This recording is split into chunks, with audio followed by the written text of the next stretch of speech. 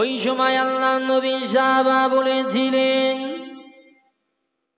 ইয়া রাসূলুল্লাহ, ইয়া হাবিবাল্লাহ, হুজুর, আমি যখন কিছুদিন পূর্বে এইরকম ভাবে আপনার হুজরা মোবারকে গিয়েছিলাম, ইয়া রাসূলুল্লাহ, ইয়া হাবিবাল্লাহ, হুজুর, আমি যখন আপনার সাথে সাক্ষাৎ করতে গিয়েছিলাম, ও আল্লাহ নবী, আপনি আমাকে ওই সময় বলেছিলেন, আবু বকর, এইরকম ভাবে মক্কা কুফার কুরাইশেরা আমি রাসূলুল্লাহ আমাকে টিকতে দেবে না, আমি রাসূলুল্লাহ আমাকে আমার জন্মভূমিতে থাকতে দেবে না।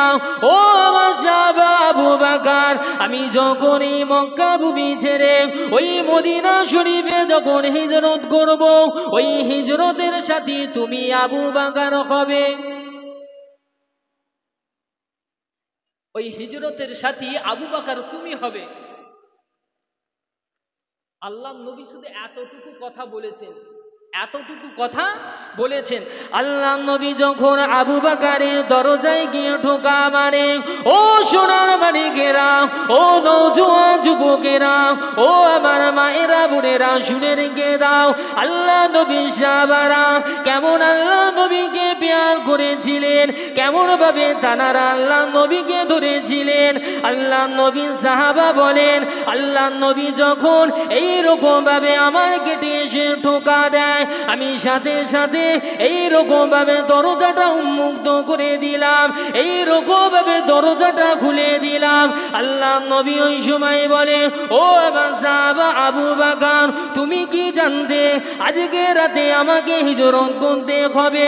ওই সময় আবু বকর বলেছিল, ইয়া রাসূলুল্লাহ, ইয়া হাবিবাল্লাহ, হুজুর, আপনি যখন আমাকে বলেছিলেন আবু বকর হিজরতের সাথে তুমি হবে, ইয়া রাসূলুল্লাহ, ইয়া হাবিবাল্লাহ, হুজুর, ওই দিন থেকে আমি আবু বকর আপনার অপেক্ষায় রত আছি।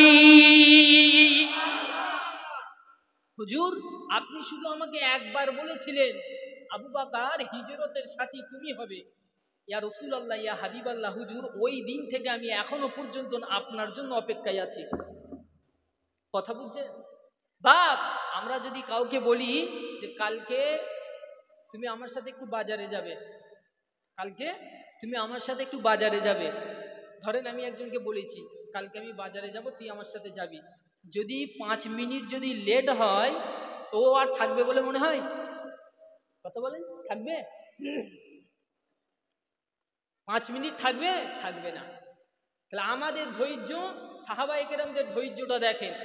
আল্লাহ নবী বলছে, সাহাবা আবু বকর বলছে, ইয়া রাসূলুল্লাহ, আমি আপনার হুজরাতে যেই দিন গিয়েছিলাম আপনি শুধু একবার বলেছিলেন আবু বকর হিজরতের সাথী তুমি হবে, ইয়া রাসূলুল্লাহ, ইয়া হাবিবাল্লাহ, হুজুর, আমি সেই দিন থেকে আপনার আসার জন্য ইয়া রাসূলুল্লাহ আমি তলপি তালপা গুটিয়ে নিয়ে আপনার অপেক্ষায় আছি। একবার জোরে বলে।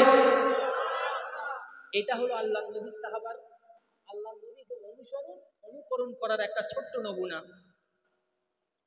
কিছু কিছু কিতাবে এসেছে আল্লাহ নবী 6 মাস পূর্বে এই কথাটা বলেছিলেন, কোন কোন কিতাবে এসেছে 4 মাস পূর্বে এই কথাটা বলেছিলেন, ইত্যাদি। তাহলে আল্লাহ নবী সাহাবারা আল্লাহ নবীর জন্য কেমন ত্যাগ স্বীকার করতে পারেন শুধু শুনে নেন। তখন আল্লাহ নবীর আবু বকরকে বলছে, আবু বকর, সেটা নাই বুঝলাম যে তুমি আমার জন্য অপেক্ষা করে আছো, আমার জন্য ইন্তজার করে আছো, তো এর কারণটা কি? ওই সময় আল্লাহ নবী সাহাবা বলেছিলেন, ইয়া রাসূলুল্লাহ, ইয়া হাবিবাল্লাহ, হুজুর, আপনি হলেন আল্লাহ পাকের নবী।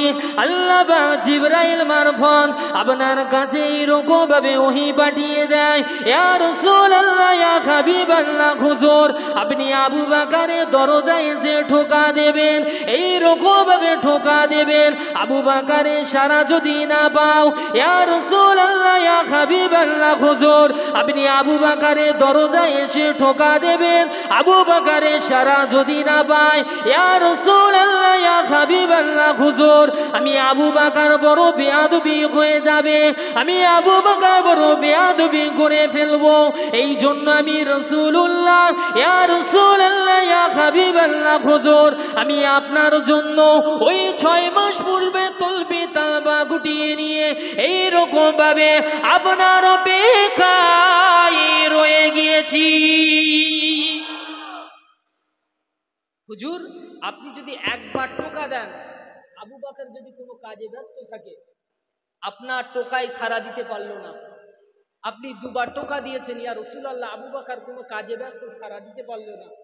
তিনবার টোকা দিয়েছেন, আবু বকর কোনো কাজে ব্যস্ত, আপনার ডাকে সাড়া দিতে পারলো না। আমি আবু বকর মনে করি আল্লাহ নবীর সাথে আমি এটা বেয়াদবি করে ফেললাম, আল্লাহ নবীর সাথে আমি এইটা বেয়াদবি করে ফেললাম। ইয়া রাসূলুল্লাহ, ইয়া হাবিবাল্লাহ, হুজুর আমি আপনার সাথে বেয়াদবি যাতে না করতে পারি, এই জন্য আমি 6 মাস পূর্বে আপনি আমাকে বলেছিলেন আবু বকর হিজরতের সাথী তুমি হবে, আমি তলপি তালপা গুটিয়ে নিয়ে সমস্ত কিছু গুটিয়ে নিয়ে দরজায় ঠেক দিয়ে আল্লাহ নবী আপনার জন্য আমি অপেক্ষা করছি। একবার জোরে বলে। আমাদেরকে ওইরকম মোহাব্বত করতে হবে, আমাদেরকে ওইরকম পিয়ার করতে হবে। যদি ওইরকম মোহাব্বত ওইরকম পিয়ার যদি করতে পারি, আল্লাহ নবীর শাফায়া সুপারিশ আমাদের জন্য ওয়াজিব হয়ে যাবে। আমার আল্লাহ পাক আমাদের উপর খুশি হয়ে গিয়ে তানার দয়ার জান্নাত, জান্নাতুল ফিরদাউস নসিব করবে। একবার জোরে বল।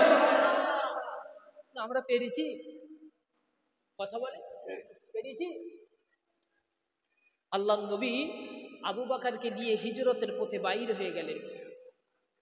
যেতে যেতে যেতে যেতে যেতে যেতে এইদিকে মক্কার কুফার কুরাইশ কাফের আবু জেহেল উতবা সাইবা তারা খবর পেয়ে গেল যে রসুল মুহাম্মদ এই মক্কা ভূমি ছেড়ে মদিনার দিকে যাচ্ছে,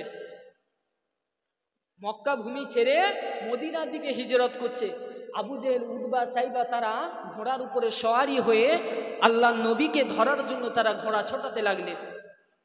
যখন আল্লাহ নবী জানতে পারলেন যে আবু জেহেল উতবা সাইবা তারা আমার পেছনে ফলো করেছে, তখন গারে সুর নামক একটা গুহায় আবু বকর আর আল্লাহ নবী ওই গুহাটার ভিতরে আশ্রয় নিলেন, গুহাটার ভিতর আশ্রয় নিলেন। ওই গুহাটার ভিতরে বহু ছিদ্র ছিল।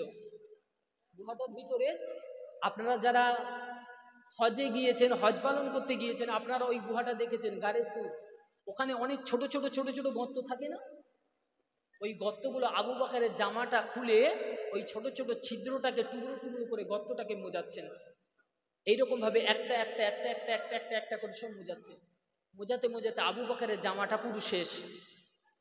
আবু বকর একটা গর্ত মোজা মারার কোনো কাপড় পেলেন না, একটা গর্ত মোজাতে আর কোনো কাপড় পেলেন না। আচ্ছা, পানি পড়ছে তাই তো, যাক আল্লাহ রহমতের বৃষ্টি, গায়ে পড়লে ইনশাল্লাহ এটা তো লাভ আছে। কথা বুঝতে পারছেন? মন খারাপ করার কিছু নেই। আল্লাহ যেটা যাতে খুশি, বান্দা তাতে খুশি। একবার জোরে বলেন। আল্লাহ যদি পানি দিয়ে খুশি হয়, আমরা ওই পানি নিয়ে খুশি। একবার জোরে বলেন। বাদশাহ তার প্রজাকে নিয়ে একদিন জঙ্গলে শিকার করতে গেছেন। এই পানির রহমত, আল্লাহর রহমত যে হচ্ছে তার একটা ছোট নমুনা শুনে নেন। তো প্রজা সদা সর্বদা বলতেন যে আল্লাহ যা করে ভালোর জন্য করে, আল্লাহ যা করে ভালোর জন্য করে। এখন বাদশা তার প্রজাকে নিয়ে জঙ্গলে শিকার করতে গেছে, শিকার করতে গিয়ে একটা হিংস্র জন্তু বাদশার উপর এখন আক্রমণ করেছে, করে বাদশার আঙুল এখন একটা খেয়ে নিয়েছে, বাদশার আঙুল একটা খেয়ে নিয়েছে। এই আঙুল খেয়ে নেওয়ার কারণে বাদশা তার প্রজাকে বলছে যে বেটা, তুই যে সদা সর্বদা বলতিস আল্লাহ যা করে ভালোর জন্য করে, তো ওই সিংহ কেন আমার উপর হামলা করলো? হামলা করলো তো করলো, আমার আঙুলটাকে কেন খেলো? প্রজা তখন পুরো ভীত সন্তুষ্ট হয়ে শুধু একটা কথাই বলছে, রাজামশাই আল্লাহ যা করে ভালোর জন্যই করে। যখনই দ্বিতীয়বার এই কথাটা রিপিট করেছে, বাদশা রাগান্বিত হয়ে প্রজাকে বলছেন, আমার নাগরিক, একে এক্ষুনি জেলে বন্দি করো, এখান থেকে ছেড়ে না যেতে পারে, একে জেলে বন্দি করো। বাদশার সমস্ত প্রজারা সঙ্গপঙ্গরা তাকে ধরে জেলে বন্দি করে দিয়েছেন। 6 মাস অতিক্রম হয়েছে, বাদশা এখন ফের জঙ্গলে যাওয়ার চিন্তা ভাবনা করেছে। জঙ্গলে গিয়ে দেখছে শিকারি করতে করতে করতে করতে এখন জঙ্গলে হিংস্র জন্তু থাকে না, সেই যারা জঙ্গলি বলে, জঙ্গলি মানুষ থাকে না, ওই জঙ্গলি মানুষ এখন নিখুঁত একটা মানুষ খুঁজছে। তাদের যে দেবতা, সেই দেবতার কাছে উৎসর্গ করার জন্য একটা নিখুঁত মানুষ খুঁজছে। খুঁজতে খুঁজতে খুঁজতে খুঁজতে দেখা গেল শেষ পর্যন্ত বাদশাকেই ধরে নিয়েছে। বাদশাকে এখন চ্যাংদোলা করে তুলে নিয়ে যাচ্ছে। কোথায়? তাদের যে দেবতা আছে ওই দেবতার কাছে উৎসর্গ করবে বলে বাদশাকে নিয়ে যাচ্ছে। যখন ওই দেবতার কাছে চলে গেছে, আর এই সমস্ত মানুষদের একটা নমুনা হলো, তারা যদি কোনো জিনিসে কিছু খুঁত থাকে তো সেই জিনিসটাকে আর উৎসর্গ করে না। আপনারা হয়তো দেখেন, আপনারা কোরবানি দেন না, দেন না? কোরবানির গরুতে যদি কোনো খুঁত থাকে আপনারা ওই গরুটাকে আর নেন? তো এই দস্যুরা, জঙ্গলের দস্যুরা, তারা দেখলো যে বাদশাকে তো ধরে নিয়ে এসেছি কিন্তু বাদশার একটা আঙুল নেই, তাহলে একে তো আর উৎসর্গ করা যাবে না। বাদশাকে তখন ওই দস্যু ছেড়ে দিয়েছে, যাও তোমাকে ছেড়ে দেওয়া হলো, তুমি তোমার রাজপ্রাসাদে ফিরে যাও। বাদশা তার ঘোড়ার উপরে সওয়ারি হয়ে ছুটে রাজপ্রাসাদে এসে তার প্রজাদেরকে বলছে যে যাও আমার ওই প্রজাটা যাকে বন্দি করা হয়েছে আমার ওই সভাসদকে ডেকে নিয়ে আসো। সভাসদকে ডেকে নিয়ে আসা হলো। ডেকে নিয়ে এসে বলছে যে তুমি একটা কথা বলতে, সেই কথাটা কি বলো তো? বলছে কথাটা হলো যে আল্লাহ যা করে ভালোর জন্যই করে। বলছে এখনো তুমি বলছো? বলছে হ্যাঁ। বলছে আল্লাহ যা করে ভালোর জন্যই করে, এই কথাটা তুমি কেন বলতে? বাদশাহ তার প্রজাকে জিজ্ঞাসা করছে কেন বলতে? তখন প্রজা বলছে যে রাজামশাই, যা কিছু হয়তো আল্লাহর তরফ থেকে নিয়ে হয়, বিপদ আসলে আল্লাহর তরফ থেকে নিয়ে আসে, সুখ আসলে আল্লাহর তরফ থেকে নিয়ে আসে। তো যা কিছু হয় যখন আল্লাহর তরফ থেকে নিয়ে হয়, তাহলে আপনি যখন আমার সাথে জঙ্গলে গিয়েছিলেন তখন আপনার সাথে একটা হিংস্র জন্তু আক্রমণ করেছিল, আপনার আঙুল খেয়ে নিয়েছে, সেই আগে আপনি আমাকে বন্দি করেছেন। দ্বিতীয়বার যখন আপনি জঙ্গলে গিয়েছেন তো আপনার উপরে ডাকাতরা, দস্যুরা হামলা করে আপনাকে যখন ওই তাদের দেবতার কাছে উৎসর্গ করবে বলে নিয়ে গেছিল, আপনার ভিতরে একটা খুঁত ছিল বলে আপনাকে ছেড়ে দিয়েছে। বাদশাহ তখন বলছে প্রজাকে যে তাহলে তুমি বলো আমি তোমাকে কেন এই জেলবন্দি করে রাখলাম? তোমাকে আমি কেন জেলবন্দি করলাম? তুমি তো ভালো কথাই বলতে, আল্লাহ যা কিছু করে ভালোর জন্যই করে। তখন প্রজা বলছে রাজামশাই, প্রথমবার যেমন আমি আপনার সাথে ছিলাম, তো দ্বিতীয়বার আপনি যদি শিকারে যেতেন আমিও তো আপনার সাথে থাকতাম। প্রথমবারে আপনি যখন আমাকে নিয়ে গেছেন, দ্বিতীয়বারে তো আপনি আমাকেই নিয়ে যাবেন। তা আপনাকে যদি ধরে নিয়ে যেত তাহলে সাথে আমাকেও নিয়ে যেত। তাহলে আপনার আঙুলে একটা কাটা থাকার কারণে আপনার ভিতরে খুঁত পেয়েছে, আর আমার তো সবে করে ঠিক আছে, আপনার জায়গায় তো আমাকে দিয়ে দিত। কি বলছি বুঝতে পারছেন? বুঝতে পারলেন? আপনার একটা আঙুল কর্তন করেছে, আপনার ভিতরে খুঁত পাওয়া গেছে, সেই খুঁত পাওয়া যাওয়ার কারণে তারা আপনাকে উৎসর্গ করলো না, ছেড়ে দিল। তো তারা যখন আপনাকে ধরে নিয়ে গেছে তাদের সাথে আমাকেও তো নিয়ে যেত, আমি তো পুরো স্ট্রং, আমি তো ঠিক আছি, তা আপনার জায়গায় তো আমাকে দিয়ে দিত। তখন রাজামশাই বলছে যে তুমি যেই কথাটা বলতে সেইটা ভালোই বলতে, যে আল্লাহ যা করে ভালোর জন্যই করে। আমার দ্বারা তোমাকে জেলবন্দি করে তোমার জীবনটাকে আল্লাহ বাঁচিয়েছে, আর আমার এই আঙুল কর্তন করে দিয়েছে যে হিংস্র জন্তু খেয়ে নিয়েছে, এই আঙুল কর্তন করার কারণে দস্যুদের হাত থেকে আমাকে আমার আল্লাহ পাক বাঁচিয়েছে। একবার জোরে বলে। তাই আল্লাহ যা করে ভালোর জন্যই করে। দেখা যাচ্ছে কাল কিয়ামতের ময়দানে, কঠিন ও মাহশরের দিনে আল্লাহ পাক এই কমিটিকে ডেকে বলবে শোন, তোরা সে একটা জলসা দিয়েছিলিস না? জি। অনেক পানি হচ্ছিল না? জি। তোদের মনটা খারাপ হয়েছিল? হ্যাঁ হয়েছিল। আমি আল্লাহ পাক ওই জলসা আমার কাছে কবুল হয়ে গেছে। একবার জোরে বলেন। ওই জলসা কবুল হয়ে গেছে, যতজন মানুষ ছিল আমি আল্লাহ পাক বিনা হিসাব জান্নাতি করে দিলাম। একবার জোরে বলেন।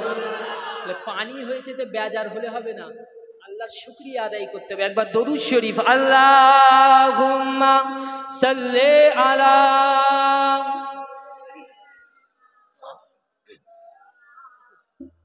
ওয়ালা আলি সাইয়্যিদিনা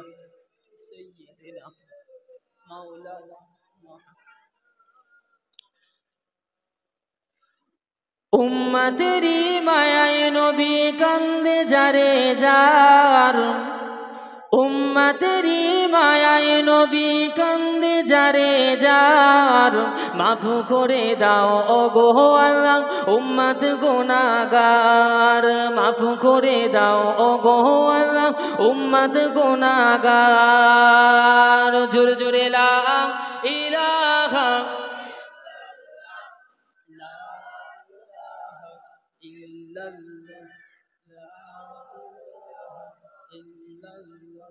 লা ইলাহা ইল্লাল্লাহু মুহাম্মাদুর রাসূলুল্লাহ।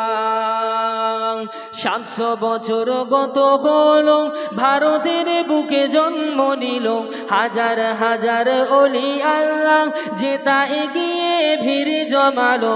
700 বছর গত হলো, ভারতের বুকে জন্ম নিল হাজার হাজার ওলি আল্লাহ, যেটা এগিয়ে ভিড় জমালো।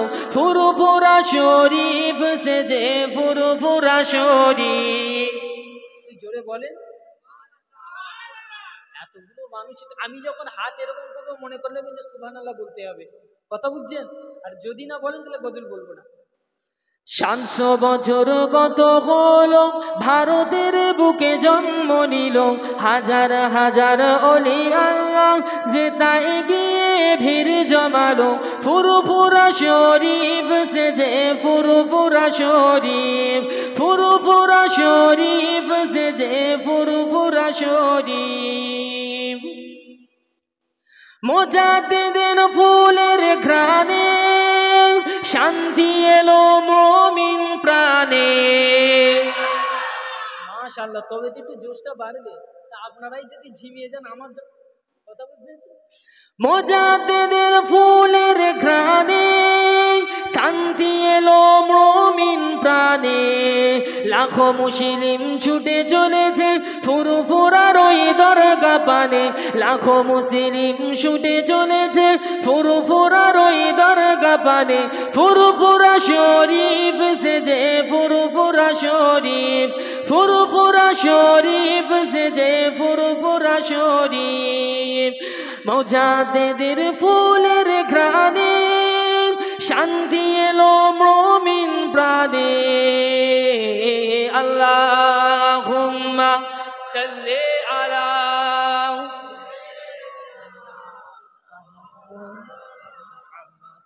ওয়ালা আলি সাইয়্যিদিনা।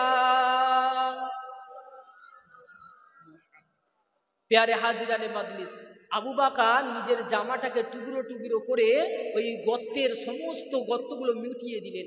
একটা গর্ত বাকি আছে, আবু বকরের গায়ে আর জামা নেই। কি করলেন? নিজের পাটাকে দিয়ে ওই গর্তটাকে চেপে ধরে আল্লাহ নবীকে নিয়ে ওই গাড়ে সুরের ভিতরে প্রবেশ করলেন। আল্লাহ নবী আবু বকরের এই জানুটার উপরে মাথা দিয়ে মক্কার মরুভূমি এলাকা, যেখানে না আছে পানি, না আছে কিছু, শুধু ধুধুময়, রোদের বালিচিকাময়, এইরকম অবস্থা দিয়ে আল্লাহ নবী হেঁটে হেঁটে গেছেন, বড় ক্লান্ত অসুস্থ। আবু বকরের মাথায় এই জানুটাতে পাটা দিয়ে মাথা দিয়ে আল্লাহ নবী একটু বিশ্রাম নিলেন, ঘুমিয়ে পড়লেন। আবু বকর ওই গর্তটাতে এইরকমভাবে পাটা দিয়ে ওইখানে আল্লাহ নবীকে নিয়ে বসে আছেন। এইদিকে মক্কার কুফার কুরাইশ কাফেরেরা তারা ঘোড়া ছুটিয়ে ওই গাড়ে সুরের নিকটবর্তী হয়ে গিয়ে তারা দুটো দল তৈরি হয়ে গেল। একদল বলছে এই গর্তের ভিতরে ঢুকেছে, আর এক দল বলছে যে এই গর্তের ভিতরে যদি ঢোকে তাহলে কবুতর মাকড়সা জাল কি করে বানালো। কথা বুঝছেন? একদল বলছে যে এই গর্তের ভিতরে আল্লাহ নবী এবং তার সাহাবা আবু বকর ঢুকেছে। আর এক দল বলছে যদি ঢুকে থাকে তাহলে এই মাকড়সার জালটা তো ছিন্ন বিচ্ছিন্ন হয়ে যাবে, কেটে যাবে।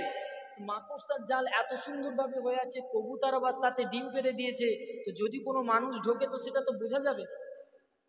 আমার আল্লাহ পাক ওই সময় জিবরাইল ফেরেশতাকে বললেন, ও জিবরাইল চলে যাও, চলে যাও ওই গাড়ে সুরের কাছে চলে যাও।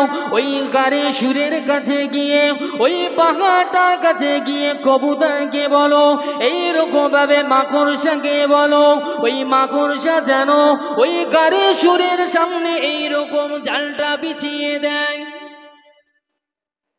আল্লাহ পাকের ফেরেশতা জিবরাইল আলাইহিস সালাম চলে আসলেন। আল্লাহর হুকুম, সাথে সাথে মাকড়সা ওই জায়গাটায় জাল বানিয়ে দিলেন। একবার জোরে বলেন। যখনই জালটা বানিয়ে দিয়েছেন, আল্লাহ পাকের ফেরেশতা জিবরাইল আলাইহিস সালাম কবুতরকে বললেন আল্লাহর হুকুম, সাথে সাথে তিনি ডিম পেড়ে দিলেন। একবার জোরে বলেন। আবু জেহেল, উতবা, সাইবা এখন বলছে যে যদি ঢোকে তো ডিম ফিম তো কিছু থাকার কথা নয়। আর এক দল বলছে না, এই গর্তেই আছে। দুটো দল ওইখানে হয়ে গিয়ে এখন বলছে, একজন বলছে ঢুকেছে আর একজন বলছে ঢোকেনি। একজন বলছে ঢুকেছে, আরেকজন বলছে ঢোকেনি। এই দুটো জিনিস নিয়ে তাদের ভিতরে এখন কথা কাটাকাটি শুরু হলো। কথা কাটাকাটি শুরু হয়ে যারা বলছে যে না এই গুহার ভেতরে ঢুকতে পারে না, তাদের দলটা এখন ভারী ছিল। তারা এখন দেখছে যে যদি ঢুকতো তাহলে মাকড়সার জালটা ছিঁড়ে যেত। তো এখানে তারা আশ্রয় নেয়নি, চলো এখান থেকে ফিরে চলো। আল্লাহর হুকুম, যা কিছু হয় আল্লাহর হুকুমে হয়, এই পয়েন্টটা ধরে রাখবেন। ওখান থেকে আবু জেহেল, উতবা, সাইবা, যারা মক্কার কুফার কুরাইশ কাফেরেরা, বড় বড় লিডারেরা যারা গিয়েছিল আল্লাহর নবীকে কতল করতে, মারার জন্য, ওইখান থেকে তারা ঘোড়া ছুটিয়ে আবার পিছন দিকে চলে আসলেন। কিতাবের ভিতরে এসেছে আবু বকর এবং তানার সাহাবা আল্লাহর নবী ওই গাড়ে সুরে 3 দিন পর্যন্ত তারা আত্মগোপন করেছিলেন। 3 দিন পর্যন্ত আত্মগোপন করেছিলেন। এমন সময় দেখা গেল, ও সোনার মানিকেরা, আল্লাহ নবী সাহাবা হযরত আবু বকরের চোখ দিয়ে পানি ঝরে, হযরত আবু বকরের চোখ দিয়ে টস টস টস টস করে এইরকম ভাবে পানি ঝরে ঝরে পড়ে। এমন সময় এক ফোঁটা পানি আল্লাহ নবীর উপরে পড়ে যায়। আল্লাহ নবীর উপরে যখন পড়ে যায়, ওই পানির স্পর্শে আল্লাহ নবীর ঘুমটা ভেঙে যায়। আল্লাহ নবীর সাহাবা জিজ্ঞাসা করলেন, ইয়া রাসূলুল্লাহ, ইয়া হাবিবাল্লাহ, হুজুর। আল্লাহ নবী সাহাবাকে জিজ্ঞাসা করলেন, ও বাবা আবু বকর, এইরকম ভাবে তোমার কি বাড়ির কথা মনে পড়েছে? ও আমার প্রাণ প্রিয় সাহাবা আবু বকর, তোমার কি সন্তান, এইরকম ভাবে সন্ততির কথা মনে পড়েছে? ওই সময় আবু বকর বলল, ইয়া রাসূলুল্লাহ, ইয়া হাবিবাল্লাহ, হুজুর, আমার বাড়ির কথা মনে পড়ে না, এইরকম ভাবে সন্তান সন্ততির কথা ইয়া রাসূলুল্লাহ আমার মনে পড়ে না। আমি আবু বকর কাঁদছি, যেই গর্তেটার ভিতরে এইরকম ভাবে আমি পাটাকে দিয়ে রেখেছি, ওই গর্তের ভিতরে একটা বিষাক্ত সাপ এইরকম ভাবে বেরোনোর চেষ্টা করছিলেন, এইরকম ভাবে বেরোতে চাইছিলেন। ইয়া রাসূলুল্লাহ, ইয়া হাবিবাল্লাহ, হুজুর, আমি ওই গর্তটার ভিতরে এইরকম জামা টুকরো দিতে পারি না, এইরকম ভাবে আমার লেবাস ছিঁড়ে দিতে পারি না। ইয়া রাসূলুল্লাহ, ওই সময় আমি কি করলাম, আমার ওই পাটা ওই গর্তের ভিতরে দিয়ে রেখে দিলাম। আমার কথা বুঝতে পারছেন তো? অসুবিধা হচ্ছে না তো? আবু বকর বলছে, হুজুর, আমার লেবাসটা ছিঁড়ে ছিঁড়ে আমি সমস্ত গর্তগুলোকে আমি মুছিয়ে দিয়েছি, কিন্তু একটা গর্ত মোজানোর জন্য আমার কাছে আর কোনো লেবাস নেই, আমার কাছে আর কোনো জামা নেই।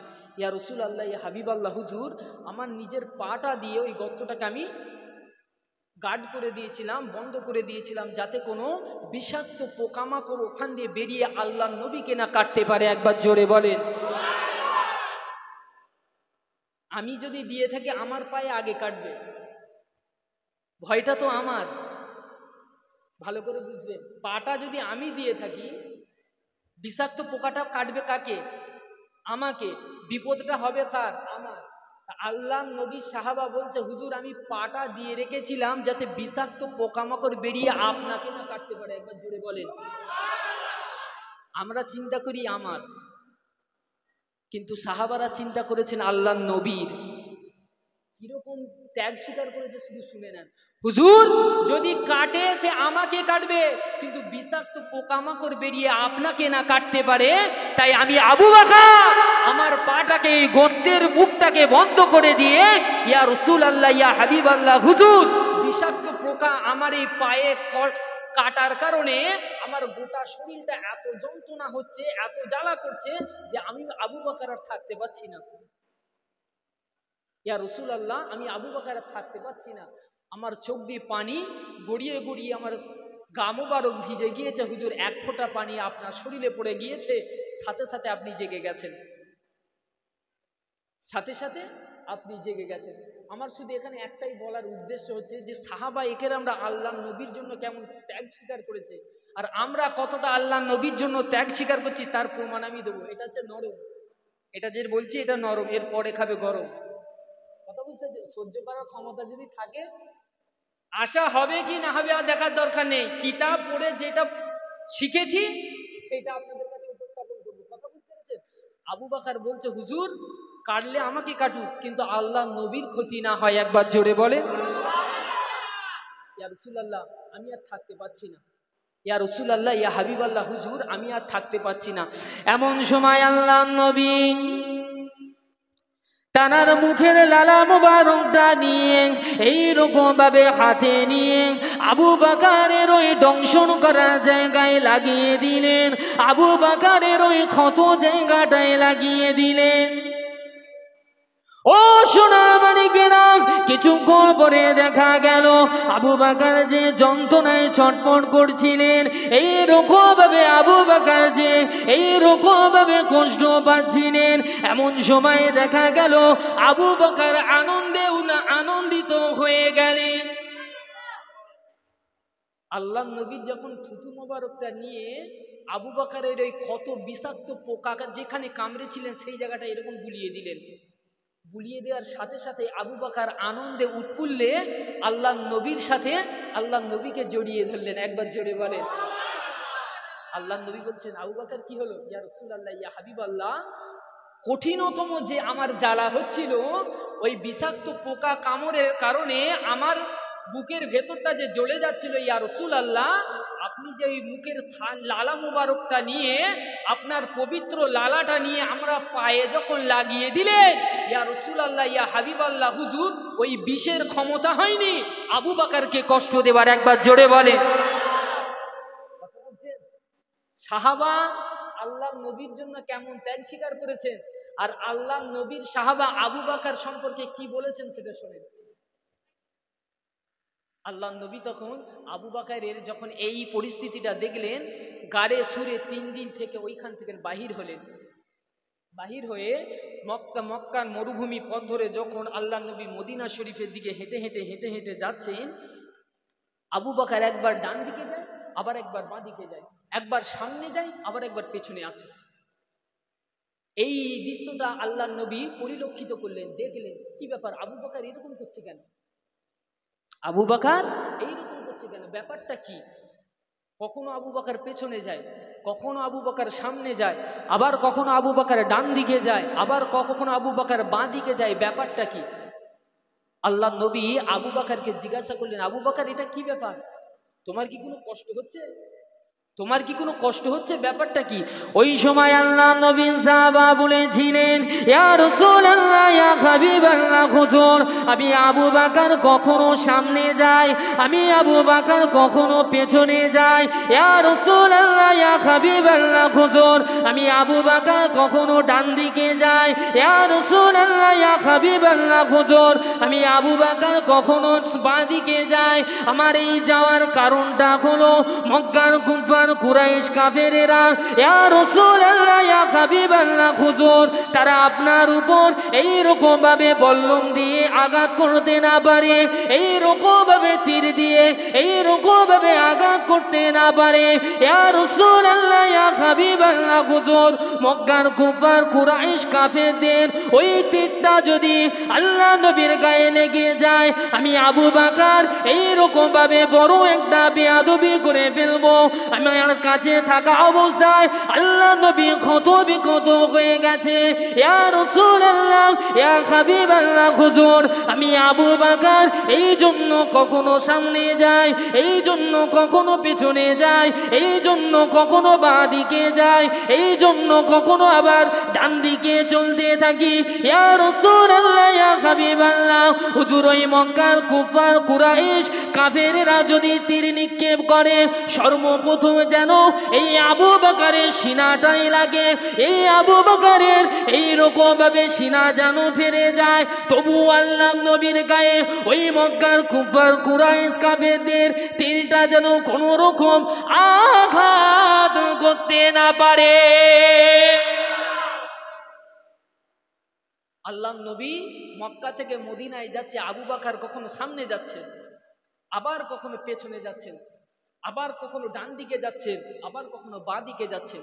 আল্লাহ নবী এই দৃশ্যটা লক্ষ্য করলেন, করে আবু বকরকে জিজ্ঞাসা করছে, আবু বকর তোমার কি কোনো কষ্ট হচ্ছে নাকি, তো তুমি এইরকম করছো কেন, তুমি কখনো সামনে যাচ্ছ, আবার পেছনে যাচ্ছ, আবার ডান দিকে যাচ্ছ, আবার বাঁ দিকে যাচ্ছ, যাওয়াটার কারণ কি?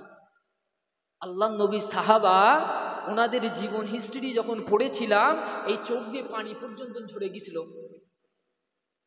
আল্লাহ নবী সাহাবা আবু বকর বলছে, হুজুর আমার সামনের দিকে যাওয়ার কারণ হলো মক্কার কুফার কুরাইশ কাফেরেরা তারা আপনাকে মারতে চায়।